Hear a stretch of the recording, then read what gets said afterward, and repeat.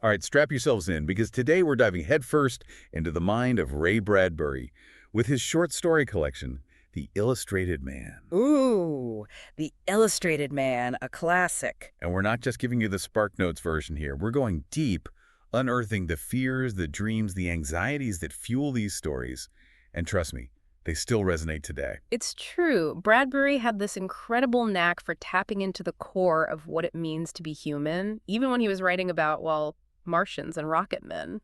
Exactly. But before we journey too far into the cosmos, let's set the scene a bit. The Illustrated Man, for anyone who hasn't had the pleasure, it's framed around this mysterious character, right? Yeah. A man whose body is a living canvas of stories. Oh, you mean with those tattoos that aren't just ink on skin, but like windows into other worlds? Exactly. Each tattoo, a different story. Shifting, pulsing, beckoning you to step closer and peer into the worlds Bradbury has conjured. It's like he's bottled up imagination itself. Because isn't that what our fears and desires are, really? Always moving, morphing, changing the way we see ourselves and the world around us. Okay, so we've got this framework, this illustrated man, and these living, breathing stories inked across his skin. But what are we actually diving into with each tale? What's the common thread? Well, on the surface, there are these fantastical, mind-bending journeys into the unknown. Space travel, Martian colonies, futuristic societies, the good stuff. Classic Bradbury. Exactly. But what makes them truly brilliant is that they're not just about what could happen, but what those possibilities reveal about who we are right here, right now. Our hopes, our fears, our anxieties about technology, about the future, about each other. Bradbury lays it all bare. It's like he said himself. He's not really a science fiction writer, he just writes about the future. Because he was really writing about us. And I love how he describes his writing process, like exploring an undiscovered country, this uncharted territory of the human mind. And with The Illustrated Man, we, the readers, get to be his co-explorers. Precisely. We get to peek behind the curtain and see the world through his eyes, this kaleidoscope of imagination and social commentary. Speaking of kaleidoscopes, did you know that one of the stories, Kaleidoscope, starts with this group of astronauts just, well, exploding through space? Talk about starting with a bang. Right, their rocket malfunctions and they're just hurtling through the void, facing their own mortality. But it's not even about survival, really. It's more about how they each confront their impending death. Their regrets, their triumphs, those fleeting moments of beauty in the face of oblivion. It's those little details, those human moments that elevate Bradbury's work beyond genre fiction. He doesn't shy away from the big questions, the existential dread, but he always grounds them in these relatable human experiences. Absolutely. And he doesn't just leave us to grapple with those heavy themes alone. He actually gives us a glimpse into his own worldview, his own way of coping with those existential anxieties. In his introduction, he tells this wonderful anecdote about a friend of his, a waiter named Laurent. Ah, the man who danced the night away. The one and only. Worked grueling hours, and then would spend his nights dancing near the Eiffel Tower. And when asked why, Laurent simply says, "So as not to be dead." Now that's how you live a life. Right, and that resonated so deeply with Bradbury. For him, writing, it wasn't just a job, it was his way of dancing, his way of raging against the dying of the light. And you know what's fascinating? He draws a direct parallel between Laurent's dancing and his own writing. Both acts of defiance against the mundane, against the inevitability of death. It's like through imagination, through creation, we can stare down those existential fears and say, not today. Bradbury wasn't just grappling with personal demons, though. He was deeply concerned with the social and political climate of his time, and you can see those anxieties woven throughout The Illustrated Man.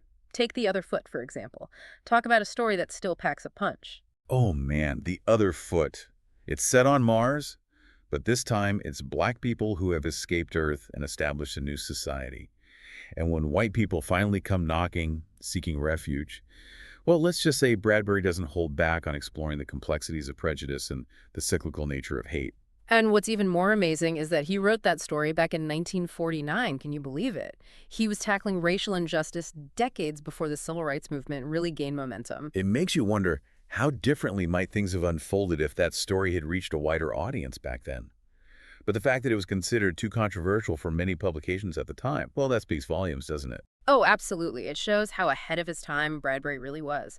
And, you can see how that theme of censorship, of society trying to control what we read and what we think, that fear of dissenting voices being silenced, it really foreshadows his later masterpiece, Fahrenheit 451. It's like the other foot planted the seed for Bradbury's exploration of censorship, of the dangers of silencing those who dare to challenge the status quo. And that fear of being silenced, of not being able to speak your truth, that's something that still resonates so strongly today, don't you think? And it's not just social commentary, right? Bradbury, he really had his finger on the pulse when it came to our evolving relationship with technology. Oh, absolutely. He could see the allure, the promise of it, but also the potential pitfalls. And it's kind of eerie how many of his predictions are playing out today. It's like he had a time machine, or at least a really good crystal ball. Right. And nowhere is that more evident than in The Veldt. You familiar with that one? Oh yeah, the Veldt. That story sticks with you, especially that nursery. Oh, man, that nursery. This family, they live in this automated house, right? Everything done for them at the touch of a button. And the kids, they have this virtual reality room that can conjure up any setting they desire. Sounds pretty nice, actually, until it isn't. Exactly. The kids, they become obsessed with this African veldt setting, lions and all.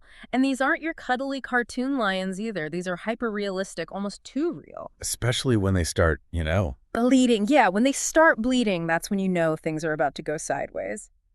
What really gets me about that story is how those virtual lions, they become more real to the kids than their own parents. It's a terrifying thought, but also so thought-provoking.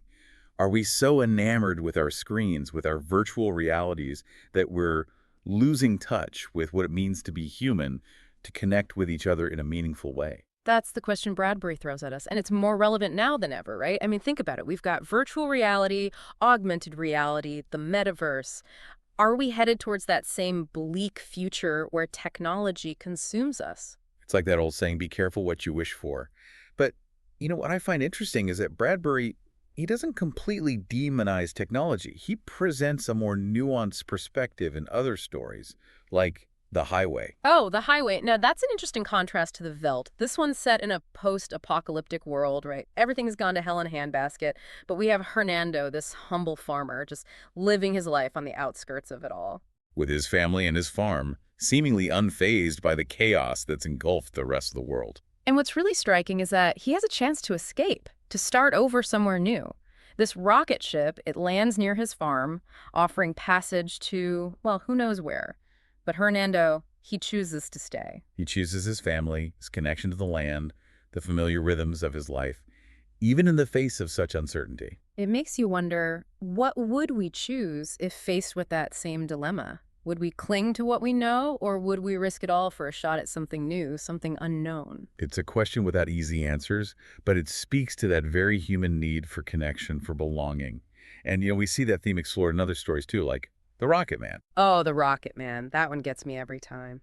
This father, he's torn between his love for his family and his desire to explore the stars. He's literally a rocket man. His job takes him away from his family for months at a time. And his son, he idolizes him, dreams of joining him among the stars, but there's also this undercurrent of sadness, of longing for the father who's always slipping away. It's heartbreaking, and it really highlights that universal struggle, right? The desire to chase our dreams, to reach for the unknown, but also the longing for connection, for the comfort of those who ground us.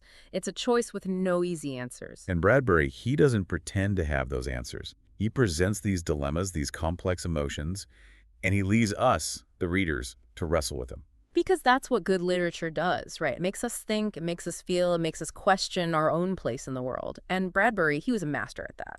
And it's incredible how Bradbury takes these huge, almost incomprehensible concepts like the end of the world and distills them into these really intimate human moments. Like in The Last Night of the World, there are no exploding planets, no desperate battles for survival. It's just acceptance. It's almost unsettling, isn't it? This quiet resignation. The world is ending, and this family, they just carry on with their evening routine like it's any other night. Sharing a meal, putting the kids to bed, making sure the house is tidy. It's almost eerie, the lack of panic. Yeah. Makes you wonder how you'd react if you knew the end was nigh. Would you rage against the dying of the light, or would you find comfort in those familiar rituals? It's a tough one, isn't it? I mean, how do you even begin to process that kind of knowledge? Bradbury explores the other side of that coin too, that instinct to fight for what we value, even in the face of oblivion. Like in The Exiles, we meet these authors banished to Mars, desperately trying to keep their stories alive, their words from being forgotten as Earth descends into chaos. It's like a battle for the soul of humanity, right? And it shows there's no one right way to face the unknown. Some seek solace in acceptance, others in resistance. But it all circles back to that idea of imagination shaping reality. Our fears, our beliefs, they have this power to manifest in our lives. And we see that in so many of these stories. Like in The Illustrated Man itself, the title story. That one's a real mind bender. The one where the illustrated man gets this new tattoo that fills him with dread, right? The one depicting him. Murdering his wife. Yeah, that one. And the more he fixates on it, the more he fears it, the more his actions start to align with that image. It's like a self-fulfilling prophecy, but not in a supernatural sense. It's more about how our anxieties, those dark thoughts we try to suppress, they can bubble up and influence our behavior in ways we don't even realize. Exactly. And we see that in The Veldt, too, right? The parents' fear of losing their children to this virtual world, it ironically leads them to their demise. And in The Other Foot, it's that ingrained prejudice, that fear of the other, that ultimately perpetuates the cycle of hate, even on a whole new planet. Bradbury, he doesn't shy away from those uncomfortable truths about human nature. He forces us to confront the darkness within ourselves, those shadow selves lurking beneath the surface. And maybe that's why his stories have endured for so long. They're not just entertainment, they're reflections of ourselves, warts and all. He holds up a mirror to our hopes and fears, our triumphs and failures, and he asks us to really look, to really think about who we are and what we're capable of, both individually and as a society. And he reminds us that the future, it's not some predetermined event. It's something we're actively shaping with every choice we make, every story we tell, every fear we confront. And every dance we dance. Exactly. So as we wrap up this deep dive into the mind of Ray Bradbury, I'm left with this lingering question. Which of his imagined futures resonates most strongly with you today, and why?